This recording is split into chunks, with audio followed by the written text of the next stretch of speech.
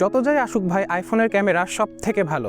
অনেক সময় আমরা এরকম একটা কথা শুনি, কথাটা কি আসলে সত্যি? চলেন আলোচনা করে দেখা যাক।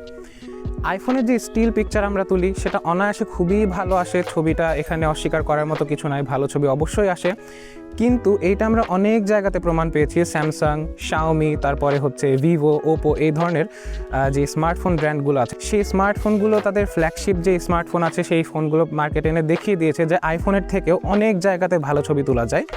মানে সরাসরি ভালো যে তা কিন্তু না, কোনো কোনো দিক দিয়ে দেখাচ্ছে তারা এগিয়ে আছে, বা কোনো কোনো দিক দিয়ে আইফোন এগিয়ে আছে, এইরকম। তো এই জায়গাতে আইফোন অনেক জায়গাতে হেরে গেলেও ভিডিওতে কিন্তু আইফোন কখনোই হেরে যায় না, সুপার স্মুথ ভিডিও আসে। কেন? কারণ ভিডিও যখন আমরা রেকর্ড করি তখন 1 সেকেন্ডের মধ্যে 26 থেকে 30, 60 অথবা 120টা ছবি একসাথে তুলে, মানে ওগুলোকে ফ্রেম হিসেবে ইউজ করে একটা ভিডিও, 1 সেকেন্ডের ভিডিও জেনারেট করা লাগে।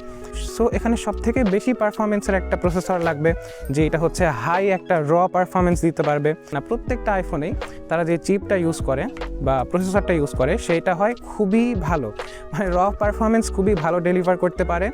যেই কারণে একটা ভিডিও জেনারেট করতে যাওয়ার সময় 1 সেকেন্ডে যে 120টা বা 60টা ছবি তোলা লাগে, সেই ছবিটা তারা খুব ভালোভাবে তুলতে পারে, মানে ওই ছবিগুলোর মধ্যে কোনো খুঁতি থাকে না। সো আইফোনের ভিডিও অন্যান্য সব ফোনের থেকে এখনও সব থেকে ভালো ওঠে, অ্যান্ড এই জায়গায় অস্বীকার করার মতো কিছু নাই।